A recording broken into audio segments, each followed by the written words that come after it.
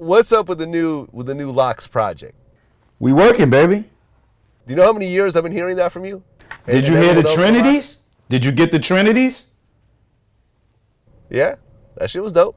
Yeah, we working, and you know we working. You know what I mean? Okay. That's a lot of songs. Put Trinity 1, 2, and 3 together. It's a big body of work, brother. Okay. Well, what's next, though? Locks album. What percentage of the Locks album is completed right now as we speak? I would say around probably 60. We got a lot of music. You see, we just threw y'all motherfuckers a whole shitload of songs for free. Well, part 3 was free. Part 2 course, part 1 and 2 course, part 3 was free. And it was more songs than part 1 and 2. But the album I know is going to be crazy. I know the album is going to be a little different than what you've been throwing out. You motherfucking right, it's going to be crazy. Fuck you mean by that? Nigga, the Trinity 3 was knocking. It was knocking. I love it. I mean, I'm a big fan, period. But I know when that real album drops, you motherfucking right, it's going to be crack. That's what we do. What label is the Locks album going to come out on? We don't know what label we're going to put it out on. We independent. If you notice, the Trinity was on iTunes. That was us. We did it ourselves. Not sure yet. Not sure. We meeting a few people here and there. What's important is that we're making the music, and making the music is important. The label is just the outlet for the music, and we need a place that could actually push it right and do the right thing. But you know, we working. We working hard. Sure. We working hard. I mean, as someone who's been on a major label for a lot of years and is now doing stuff independent, what's really the advantage of doing it yourself? For me, I like being my own boss personally. I don't like for anyone to be my boss. I don't mind the majors, but when you make, like, the Locks is a different story for the majors because it's, you know, it's a bigger entity. Me solo, me as a solo artist, you know what I mean? I'm more do what I want, when I want, how I want. So unless I'm doing business with you as a partner, it's hard for me to work for someone. I'm not into working for people. I'd rather work for myself or work with someone, but I don't like working for anyone. And that's just how I am. So I think when you work for the label, they could tell you when to release, when you can't release.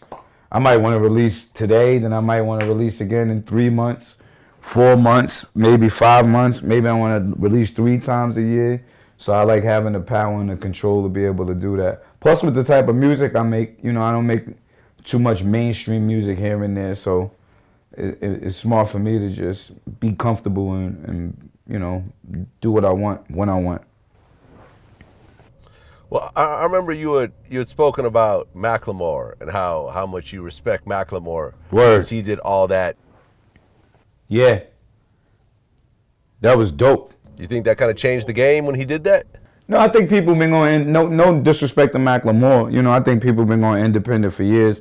I think when him being white coming out of Seattle, going independent, I think that was just phenomenal. So he was bound to blow up. It's not the usual case with everyone who's going to go independent, like, just to be realistic. And not knocking Macklemore's music, nor him, but he is white from Seattle. So, the demographics and, white people love when white people can rap. So they support it like a motherfucker and get it everywhere. And which is nothing wrong with it. But when somebody white can actually rap and does it like mainstream American and mainstream white people that don't really fuck with rap, come fuck with rap. And, so he was in a position where it was good for him, Well, do you ever watch any of the Lord Jamar interviews that we have on VladTV?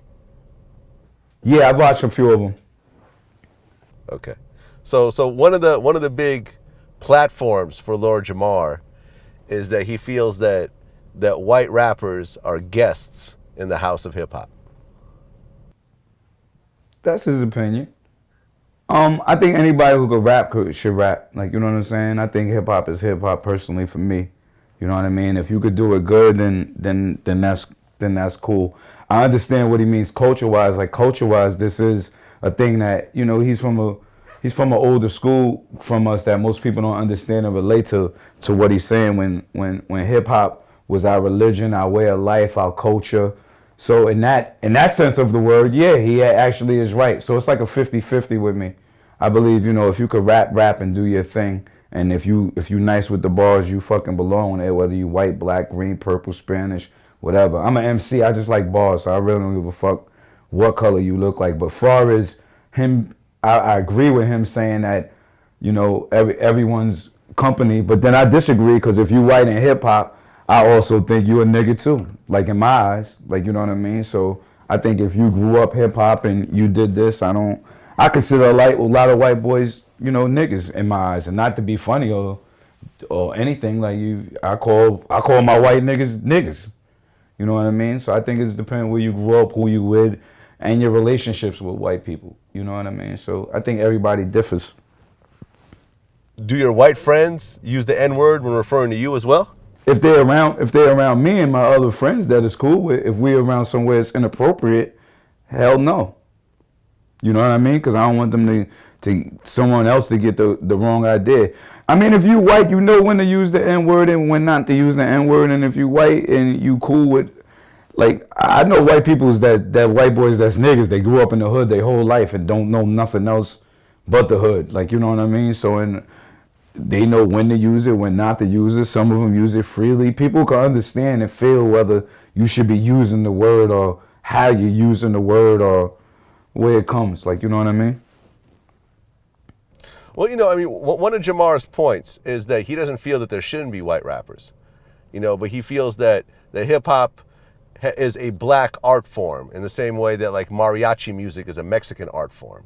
And, you know, in terms of guests, it's what he means is, you know, you could be a guest in someone's home, but you shouldn't start rearranging the furniture and putting your feet on the couch. And he's stuff motherfucking like right, but and, you know, I feel him because he's true. Because ever since I don't look, this is what I say. I don't ever see too many white corporations involved in hip hop. Like, you know what I'm saying? They've rapped and they've took it to another level and tried to deculturize it, fuck up the culture.